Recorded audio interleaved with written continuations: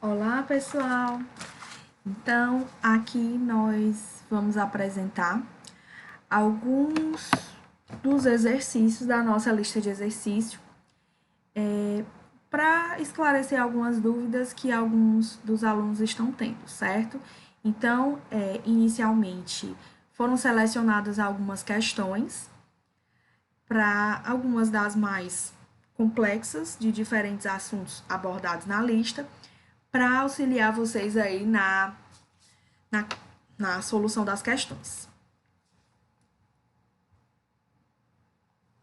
Então, a primeira questão que nós vamos resolver é a sexta. O enunciado versa a seguinte coisa: uma reação que produz hidrogênio adequado para o uso de um veículo movido com o gás é dada abaixo. Que volume de hidrogênio pode ser preparado a partir de 1 kg de hidreto de cálcio, sendo que as condições finais são de 25 graus Celsius e 1 atm. Então, a primeira ideia da nossa questão vai ser calcular a quantidade de gás formado usando a estequiometria da questão. Então, pela estequiometria, calcular o N de H2 formado. Então, aqui a gente consegue observar que nós temos uma estequiometria de 2 para 1, né? Vou até mudar aqui a cor da caneta, só para a gente ressaltar direitinho essa questão da estequiometria, certo? Então, aqui nós temos 1 mol de hidreto de cálcio gerando 2 mols de gás, né? Então, vamos manter essa informaçãozinha aqui pra gente. Então, aqui, a massa molar, primeiro a gente vai ter a relação 1 mol de hidreto de cálcio vai gerar 2 mols de H2, certo? Então, quantos gramas nós teremos em 1 mol de hidreto de cálcio? Então, a gente calcula a massa molar do hidreto de cálcio, que é 42 gramas de hidreto de cálcio, vai nos gerar 4 gramas de hidrogênio gasoso, porque cada hidrogênio gasoso vai ser 2, né? Então, a massa molar do hidrogênio gasoso é 2 gramas por mol, só que pela estequiometria da questão, nós temos que serão formados 2 mols de hidrogênio gasoso. Então, aqui teremos o quê? 4 gramas de hidrogênio gasoso. Aqui, ele pede para a gente calcular o quanto de hidrogênio é liberado com 1 kg de hidreto de cálcio. 1 kg é a mesma coisa que 1.000 gramas de hidreto de cálcio vão gerar X gramas de hidrogênio gasoso. Então, calculando a massa de hidrogênio gasoso aqui para nós, vai ser de 95,23 gramas de hidrogênio gasoso. Então, aqui a gente fecha a primeira ideia da questão, que é a massa de hidrogênio gasoso formada aqui nessa reação, certo? Então, voltando aqui, agora nós vamos para a segunda ideia da nossa questão, que é aplicar a equação dos gases para achar o volume formado para o gás hidrogênio. Então, aplicar a equação dos gases, para achar o volume de H2 formado. Então, aqui nessa parte, nós vamos aplicar de forma comum a nossa equação dos gases. A equação dos gases, que ninguém sabe, né, essa equação, igual a nRT.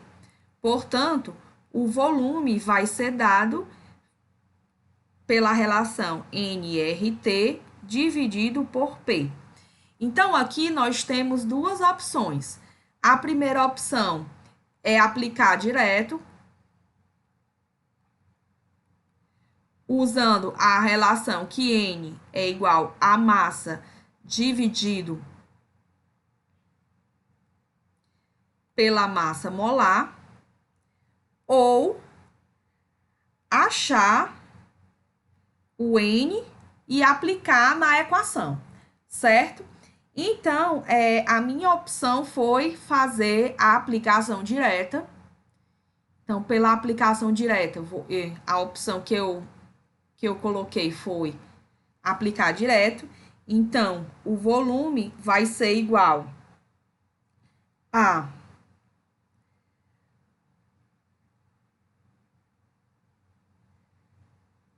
95,23 gramas dividido por 2 gramas por mol.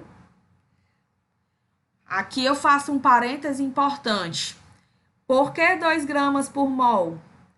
Porque aqui a gente vai levar em consideração a massa molar do gás formado, não considerando a estequiometria. Por quê? Porque a estequiometria já foi considerada antes. Então, aqui, essa partezinha aqui é a massa molar individual do gás. Então, 1 mol do gás vai ter 2 gramas. Então, lembrar desse pequeno detalhe aqui. Muitos alunos me procuraram, por conta disso, por colocarem 4 gramas por mol aqui nesse denominador, e por conta disso achar um valor que é 2 vezes menor.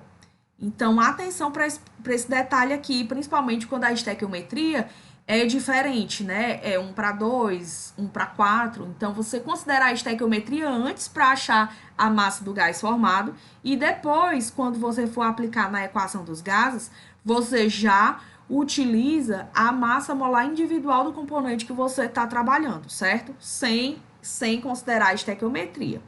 Então, aqui nós temos o N vezes o R, que é 0,082 atm vezes litro, dividido por mol vezes K, vezes a temperatura aqui de 25 graus Celsius, nós vamos converter para Kelvin. Então, é uma temperatura de 298 Kelvin e a pressão é de 1 atm, 298 Kelvin, dividido por 1 atm. Então, aqui agora, a gente vai só operacionalizar esses membros. Então, inicialmente, o que é que a gente quer que eu faça sempre, né? Vamos trabalhar as unidades. Então, grama cancela com grama aqui, mol cancela com mol a menos 1 aqui, atm cancela com atm, Kelvin cancela com Kelvin, e a unidade que vai sobrar é litro. Então, operacionalizando tudo isso aqui, a gente vai achar, vou colocar a seta aqui para cima, certo? A gente vai achar que o volume de gás formado vai ser de 1.163 aproximadamente litros. Então, essa aqui é a resposta final para o nosso exercício, certo? Então, pessoal, a próxima questão a ser trabalhada é: quantos gramas de zinco metálico precisam reagir para obter meio litro de hidrogênio a 20 graus Celsius e 770 torr? Então, aqui ele já fornece o gabarito, né, e fornece a estequiometria da questão. Então, aqui a estratégia é muito parecida com a questão anterior, só que aqui a gente vai fazer o inverso. Então, a primeira ideia da nossa questão vai ser usar a equação dos gases para achar o número de mols de hidrogênio que foi formado.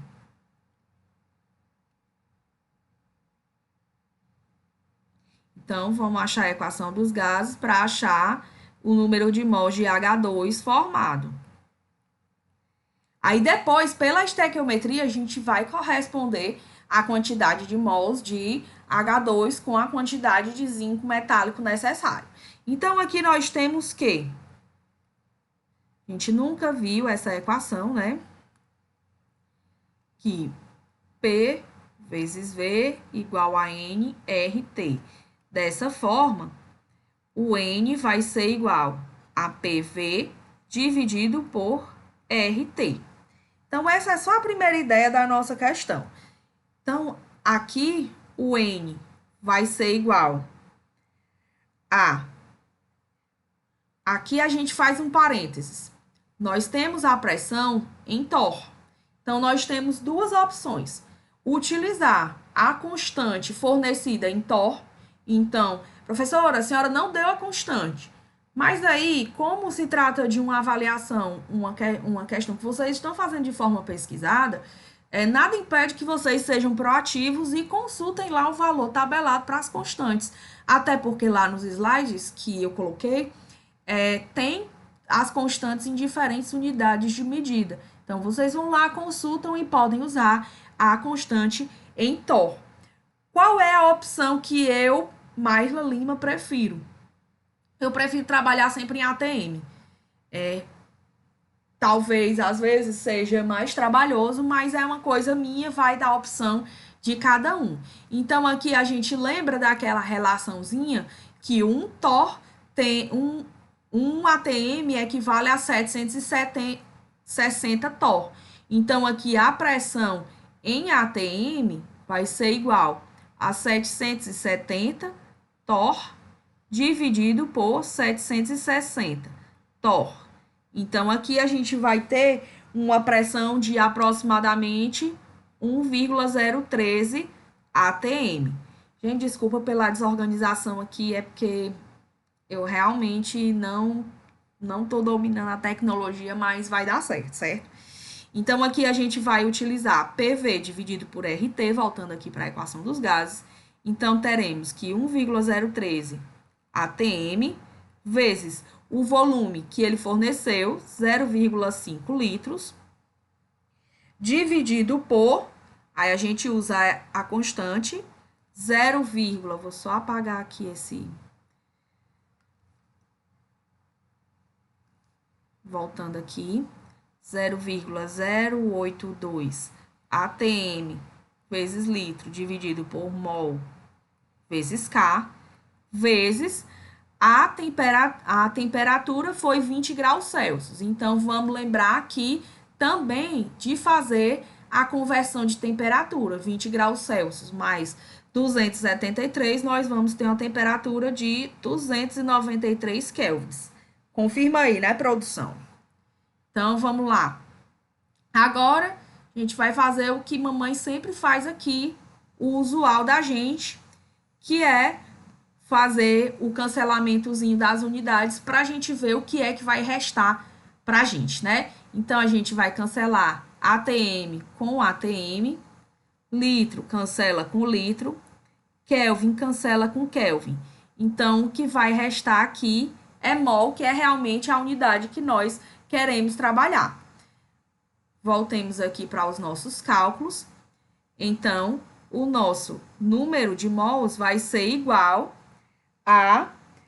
Vou só repetir aqui os cálculos para conferir, ok? Então, vai ser 1,013 vezes 0,5, isso dividido por 0,082 vezes 293. Lembrando, pessoal, que quando for fazer a divisão de dois membros, coloca tudo entre parênteses, senão não vai dar certo, ok? Então, a gente vai ter um número de mols de 0,021 mol de H2 foi formado, certo? Então, essa aqui é simplesmente a nossa primeira ideia da questão. A nossa segunda ideia é seguir a estequiometria para fazer a relação mol-massa e achar a quantidade de zinco formado, né? Então, aqui, a nossa segunda ideia seguir a estequiometria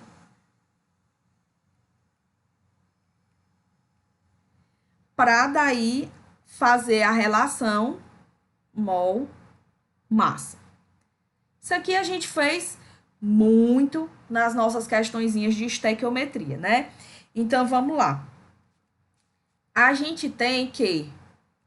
Vou aqui mudar a cor da caneta. A gente tem que 1 mol de zinco metálico vai estar para 1 mol de gás hidrogênio. Quem foi que me disse isso? A estequiometria da própria reação já fornecida. A gente tem a quantidade em mol de hidrogênio formado, 0,021 mol de H2. Quantos mols de zinco serão formados? A mesma quantidade, já que a reação segue uma estequiometria de 1 para 1. Então, serão consumidos 0,021 mol de zinco metálico consumido, certo? Então, aqui agora a gente vai fazer aquela nossa relaçãozinha de sempre, que é a relação que número de mol é igual a massa dividido pela massa molar. Então, aqui vamos levar em consideração, né? Considerando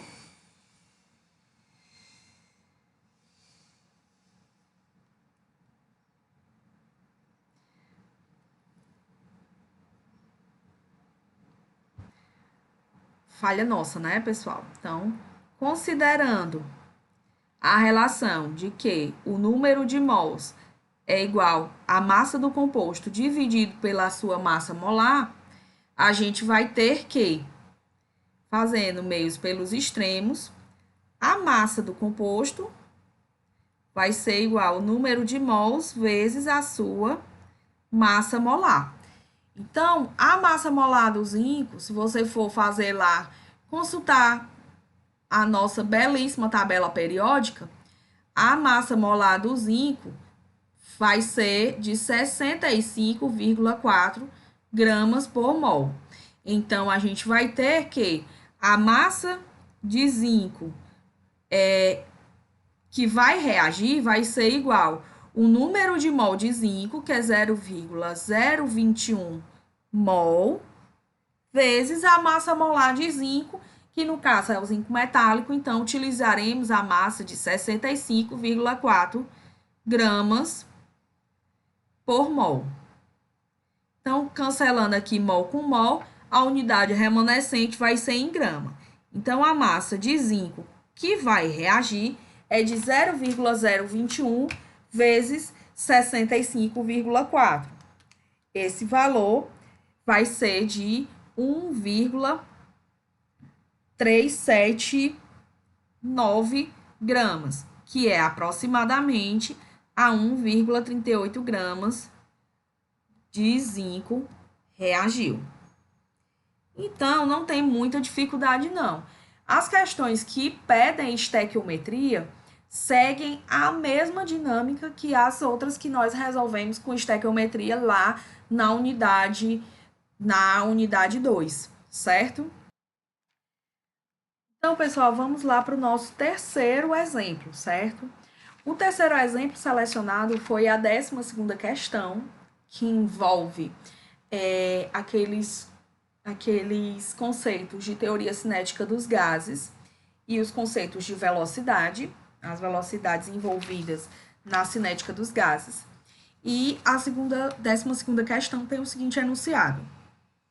A que temperatura as moléculas de nitrogênio gasoso têm velocidade quadrática média igual à dos átomos de hélio a 300 Kelvin? Então, antes de começar qualquer coisa nessa questão, eu vou partir para uma informaçãozinha bem importante, vou marcar ela num amarelo bem lindo, que é essa aqui, nitrogênio gasoso. Então, quando a gente sabe que o nitrogênio, ele não é um gás nobre. que o único gás que ele existe sozinho na natureza, sem se combinar através de ligação química, são os gases nobres, como o hélio.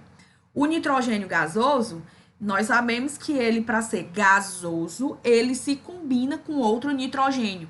Então, é um nitrogênio que está presente na natureza na sua forma diatômica.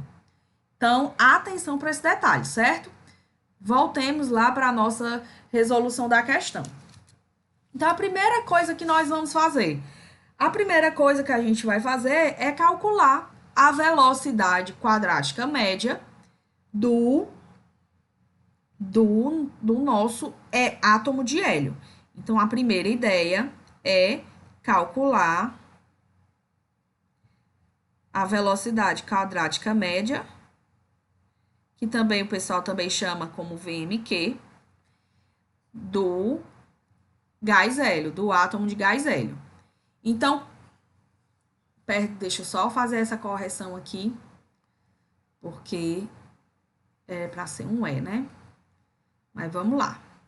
Então, aqui a velocidade quadrática média do gás hélio. Então, a gente sabe que para calcular a velocidade quadrática média, a gente calcula pela relação 3 vezes RT dividido pela massa molar elevado a 1/2. A massa molar do hélio é de 4 gramas por mol.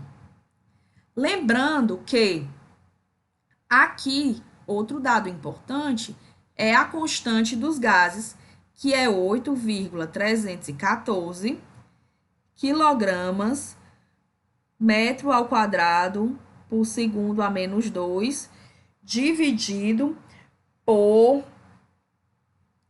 mol Kelvin. Lembrando desse detalhe. Então, se aqui a nossa unidade de massa está em quilo, temos que converter isso aqui para quilo, concordam? Então, vamos lá começar a operacionalizar essa coisa toda. Vamos lá. Então, a gente vai ter aqui que a velocidade quadrática média vai ser igual a 3 vezes 8,314 quilograma metro ao quadrado por segundo a menos 2 mol Kelvin, vezes a temperatura, ele já forneceu em Kelvin, 300 K. Eita, que ficou uma baldeação só, né? Mas vai dar certo. Isso tudo dividido pela massa molar do gás hélio. Só que aqui a gente sempre tem que lembrar de usar a massa molar em quilos. Nunca se esqueçam disso, que é para concordar com essa unidadezinha bem aqui.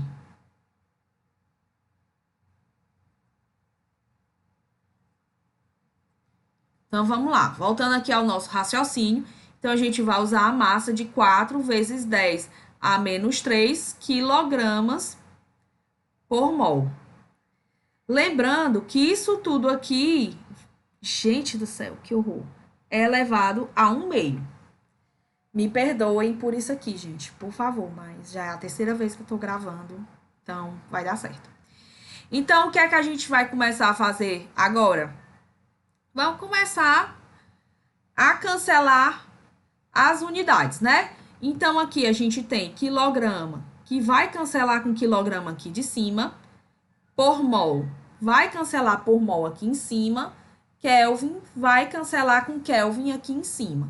Então, o que vai ser remanescente aqui é metro ao quadrado vezes segundo a menos 2, que é a mesma coisa que metro por segundo ao quadrado, os dois, certo?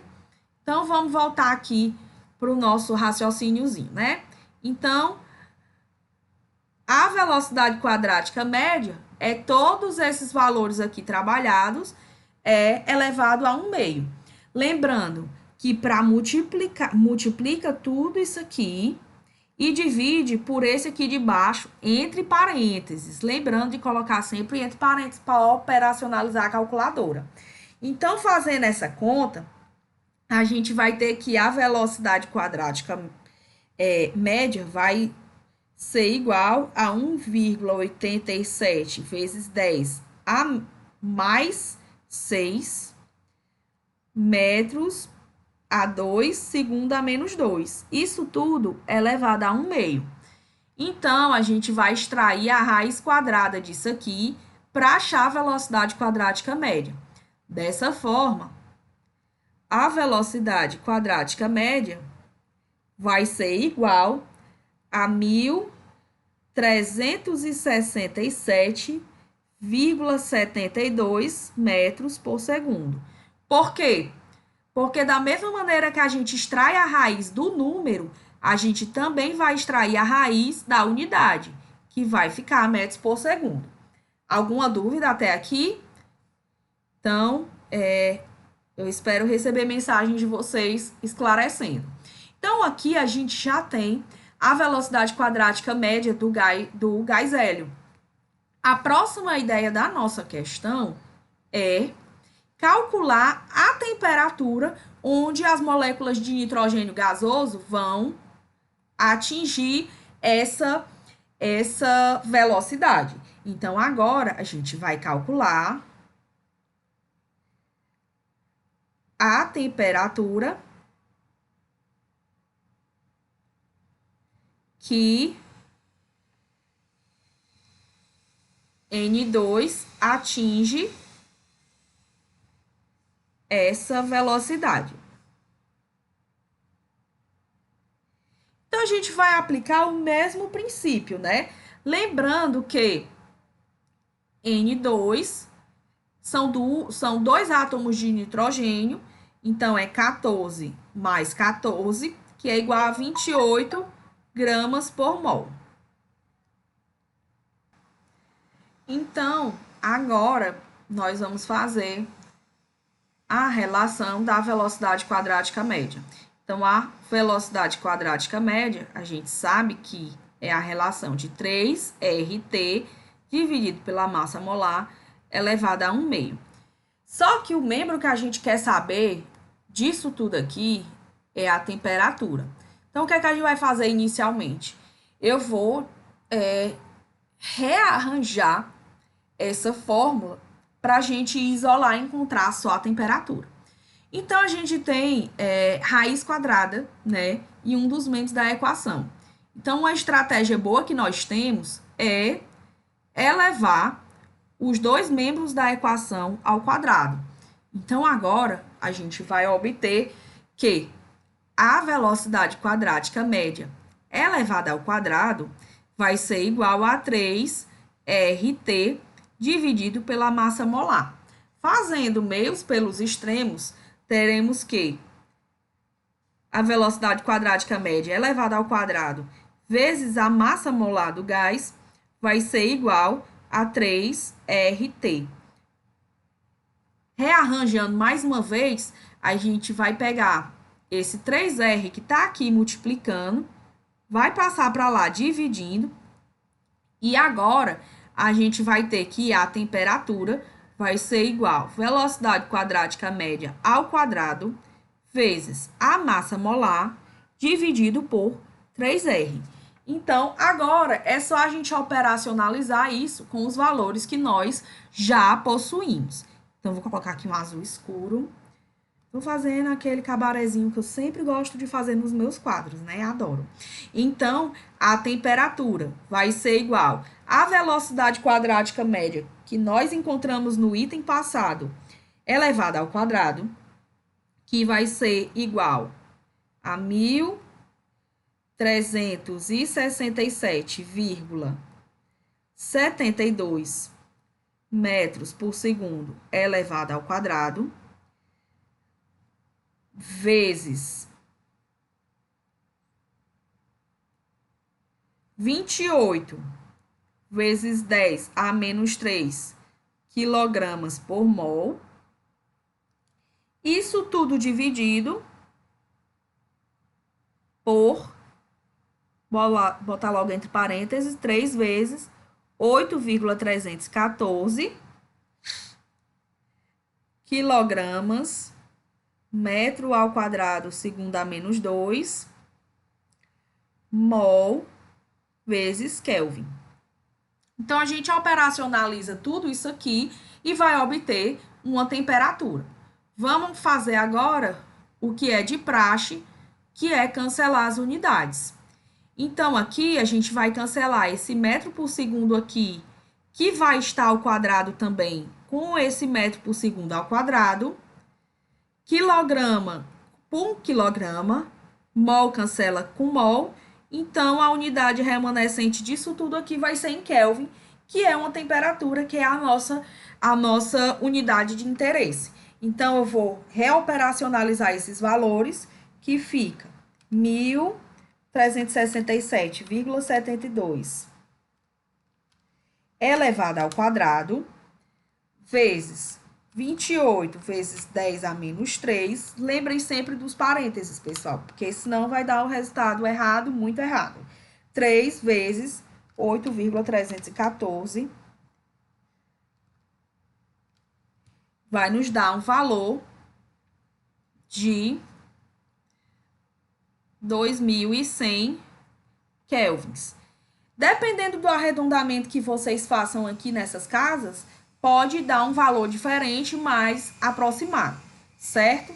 Então, para a nossa 12ª questão, é isso que a gente tinha para fazer. Então, sempre que as questões aparecerem nessa dinâmica, vocês vão inicialmente utilizar a fórmula, a equação para o cálculo da velocidade quadrática média, para achar a velocidade de trabalho, e depois é que vocês vão aplicar para outra molécula que vocês têm interesse de achar, por exemplo, a temperatura.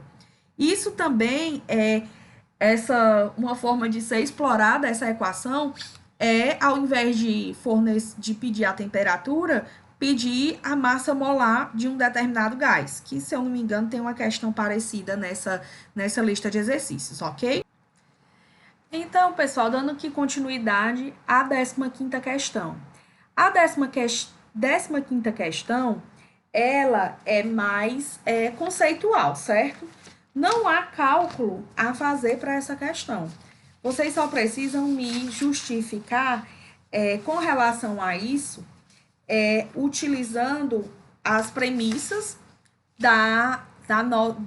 daquele estudo que foi feito para a equação de fusão e efusão, que é aquela lei de Graham, que a gente vai lembrar que a lei de Graham é R1 dividido por R2. Esse R1 e R2, no caso, é a taxa de deslocamento ou velocidade relativa para o deslocamento do gás, que vai ser inversamente proporcional à massa molar de cada um, né, extraída a raiz quadrada, que também pode ser expressa da seguinte forma, né, R1 dividido por R2 igual a M2 dividido por M1 elevado a 1 meio. Então, aqui, eu não vou resolver essa questão, eu vou apenas fornecer o raciocínio para vocês. Então, aqui, ele diz que 2 gases são bombeados para o interior de um tubo preenchido com argônio. Então, no tubo já possui um gás, né?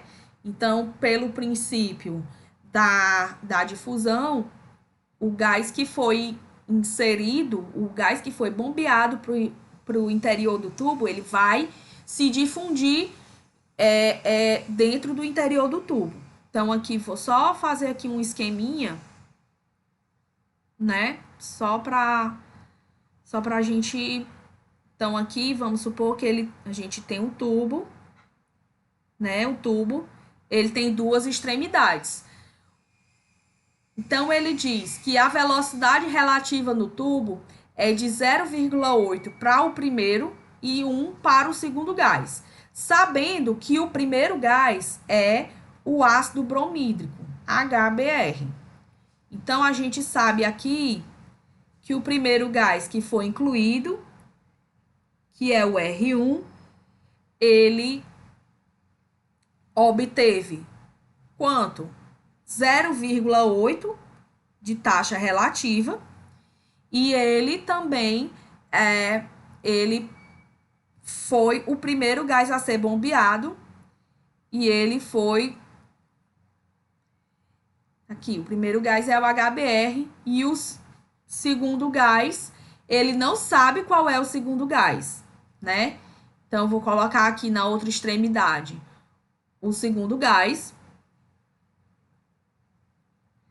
que ele obteve uma taxa de deslocamento R2, ele se deslocou numa taxa de 1, ou seja, o gás R2, ele se deslocou mais do que o R1, certo?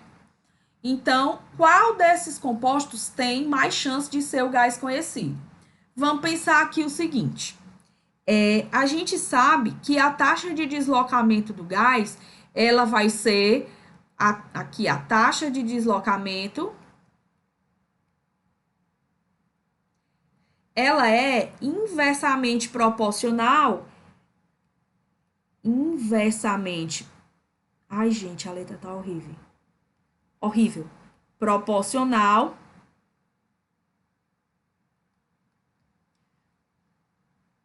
à massa molar, né? Então, aqui, a gente sabe que o primeiro gás é o HBr. Então, a gente aqui vai calcular a massa molar do HBr. Vocês vão calcular, né, no caso.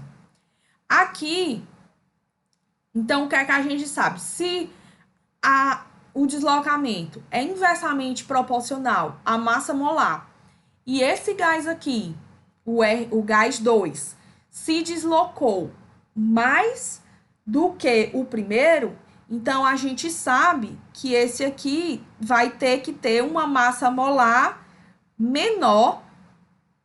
Deixa eu mudar aqui o sinal que eu coloquei errado, né? Perdoe. Esse gás 2 vai ter uma massa molar menor do que a do gás 1. Então, desses aqui, de borano, cloreto de cianogênio e cianogênio, que é CN2, qual deles tem uma massa molar menor do que a do HBr? Então, vocês vão usar esse raciocínio para justificar. Vocês não vão precisar fazer cálculo nenhum, desde que vocês me justifiquem baseado nessa massa molar, certo? Então, essa questão não tem muita dificuldade, tem uma questãozinha parecida na prova, né? Então, pelo amor de Deus, eu não aceito que vocês errem. Quem errar vai levar um cascudo. Digo logo. E agora, a gente vai para a nossa última questão selecionada, que foi a questão 17, né? Então, a questão 17, ela é uma questão relativamente complexa, mas, assim, ela é complexa só pela operacionalização matemática, que ela pede muitas informações. Então, o enunciado da questão versa: use a equação do gás ideal para calcular a pressão em 298 Kelvin, exercida por 1 mol de dióxido de carbono, quando limitado aos volumes de... Então, ele diz que é 1 mol, ele diz a temperatura e ele fornece 2 volumes, né? Então, o item A, ele pede para a gente calcular as pressões exercidas por esses 2 volumes a partir da equação do gás ideal. Então, aqui eu vou fazer, para cada lado, eu vou fazer um gás, certo? Eu vou segmentar aqui o slide. Então, aqui o item A, vou botar aqui uma pontinha aqui mais grossa. Então, no item A, o primeiro volume que ele pede é em 15 litros e o segundo volume que ele pede é em 0,5 litros. Vou colocar aqui uma cor diferente, né? Porque fica mais... Eu sei, gente, vocês estão com saudades dessa minha loucura, mas eu fico louca! Vamos lá. Então, vamos começar aqui com o volume de 15 litros, né? Então, lembrando aqui que a pressão a equação dos gases, né? PV igual a nRT. Então, ele quer a pressão, que vai ser igual a nRT dividido por V. Então, a gente tem todas essas informações. A gente tem temperatura, a gente tem número de mols, tem volume e a constante é a constante de sempre, né? Então, aqui a pressão vai ser igual a 1 mol vezes 0,082 atm litro dividido por mol Kelvin vezes 298 Kelvin. Isso tudo dividido pelo volume de 15 litros. Então, o que é que a gente faz agora? Vamos fazer o de praxe, que é fazer o cancelamento das unidades. Então, aqui mol cancela com mol, litro vai cancelar com litro aqui embaixo, Kelvin cancela com Kelvin, a unidade remanescente é em atm. Então, a pressão aqui para esse sistema vai ser de 0,082 vezes 298, isso tudo dividido por 15. Vai ser uma pressão de aproximadamente 1,63 atm. Agora, vamos fazer os cálculos para o nosso segundo volume fornecido, que é de 0,5 litros. Então, vamos utilizar o rearranjo já feito, que é nRT dividido por V, na verdade. Então, a pressão vai ser 1 atm vezes 0,082 atm litro dividido por mol Kelvin vezes 298 Kelvin. Isso tudo dividido pelo volume fornecido, 0,5 litros. A gente volta aqui à nossa ideia de cancelar unidades. Perdão, pessoal, vou só aqui fazer uma correção. Vamos lá, aqui não é atm, aqui é em mol, né? ATM é o que a gente quer encontrar. Então, voltemos aqui para o cancelamento das unidades, né? Então, mol, a gente cancela com mol. ATM é o que fica. Litro cancela com 1 litro e Kelvin cancela... E Kelvin cancela com Kelvin, né? Cancela aqui com Kelvin. Então, a pressão remanescente... Vou até mudar aqui a cor da caneta. Então, aqui a pressão remanescente vai ser igual a 1 vezes 0,082 vezes 298, tudo isso dividido por 0,5. Vai nos fornecer uma pressão de 48,87 atms. Então, o que é que a gente infere a partir daqui? A gente consegue inferir que quanto menor o volume, maior é a pressão. Então, aqui a gente tem a constatação, né, que quanto maior o volume, menor a pressão. Que volume e pressão são grandezas inversamente proporcionais, certo? O item B, a gente vai repetir os cálculos utilizando a equação de Van der Waals. Lembrando que não foi fornecido na questão, né? Entretanto, lá na parte 3 dos nossos slides de gases, a gente tem vários gases com seus valores tabelados de A e B. Então, aqui o item B, a gente vai calcular usando a equação do gás real. Alguns livros, principalmente os livros que têm abordagem mais físico-química, vão mostrar essa equação como a equação do virial. Também tem essa nomenclatura que eu havia realmente esquecido de passar para vocês, né? Então, da mesma forma, eu vou segmentar o slide, né?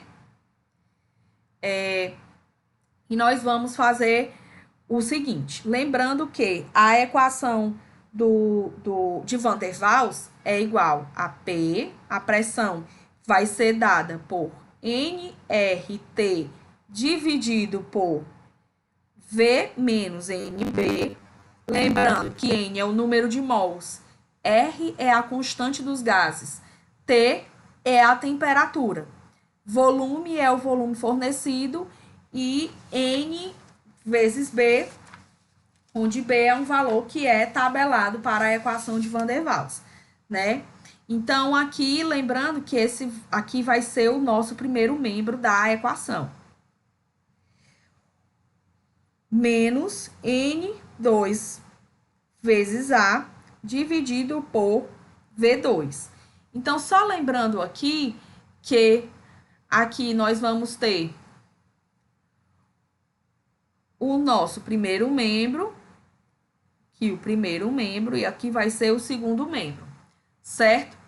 Lembrando também que, voltando lá para a parte da teoria, que vocês vão precisar para me dizer o que é que esses cálculos indicam, esse primeiro membro vai tratar de uma correção de volume para o gás real e o segundo membro vai ser uma correção relacionada à atração molecular. Então, vocês vão calcular a pressão, comparar com a pressão obtida pelo princípio dos gases reais e vão me dizer por que ela é menor, por que ela é maior, e aí vocês têm que justificar utilizando essas premissas, certo? Então, voltando aqui para o cálculo.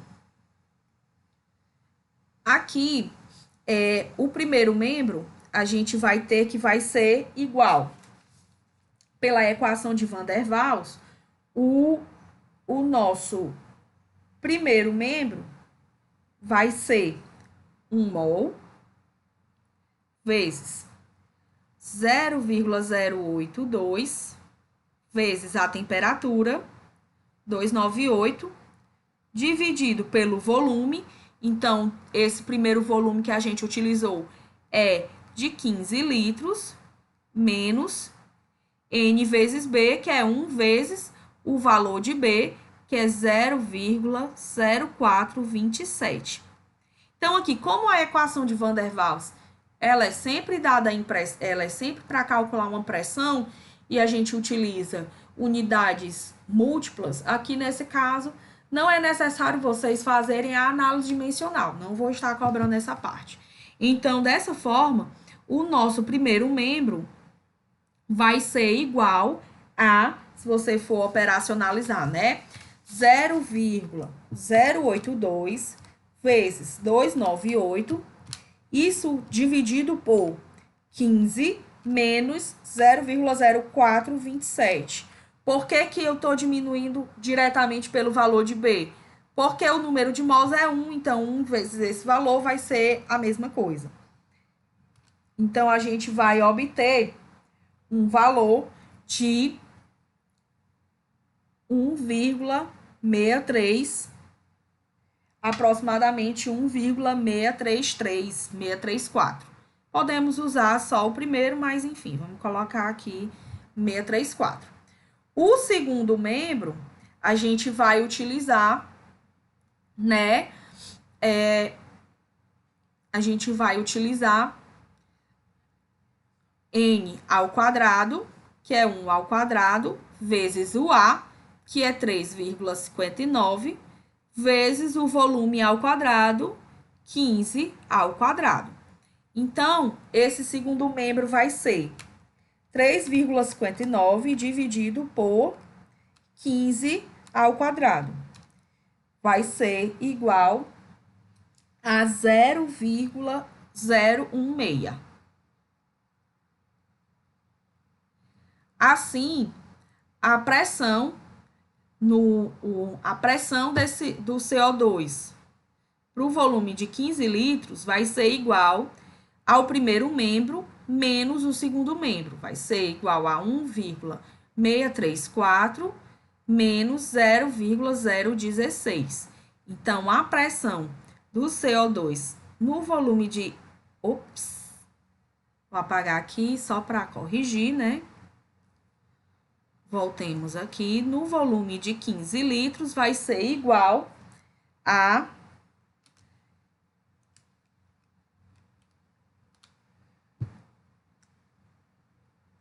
1,618 ATM, certo? Então, aqui, se você for comparar com o valor obtido anteriormente, é um valor menor, né? É um valor menor, mas não tão menor, certo?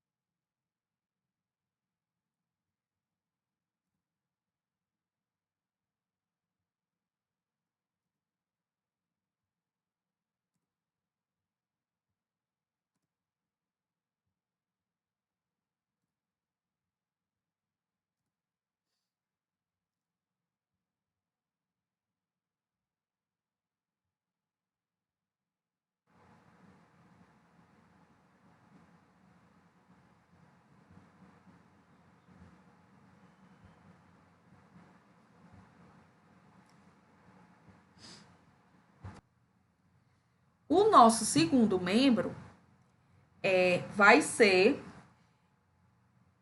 N2, vou apagar aqui porque, enfim, vocês podem ter visto que eu esqueci de colocar a gravação para o primeiro membro, mas vocês entendem que é esse primeiro membro da equação utilizando esses valores, certo? Então, o segundo membro vai ser 1 ao quadrado vezes 3,59 dividido por 0,5 ao quadrado.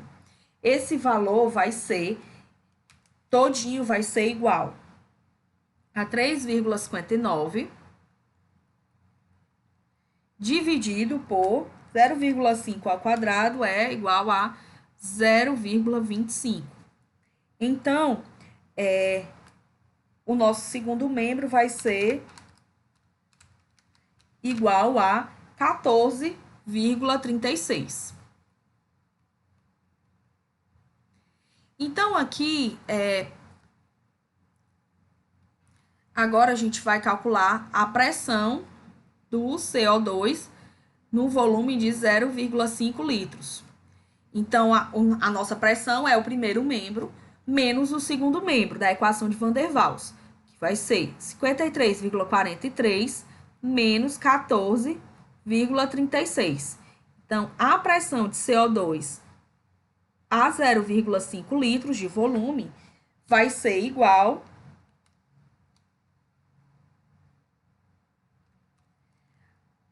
a aproximadamente 39,07 ATM. Então, o que é que vocês vão concluir? Esses valores são menores ou maiores do que o obtido pela equação do gás ideal? E por quê? Lembrem-se, o que é que cada fator desse corrige na equação de Van der Waals. Então, os cálculos são importantes, mas essa questão, ela pede também sobre a precisão da dependência da pressão na lei dos gases ideais. Então, um menor volume, ele vai influenciar mais ou menos na questão da correção da pressão. Então, é isso que eu quero que vocês discorram sobre essa questão.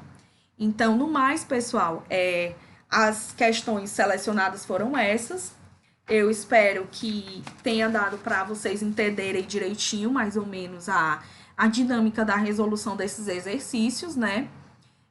Lembrando que amanhã, dia 24 de abril, é a entrega dessas questões. E boa sorte a todos. No mais, eu permaneço disponível para quaisquer dúvidas ou esclarecimentos. Obrigado pela atenção até aqui, tá bom? Bom divertimento aí nas questões.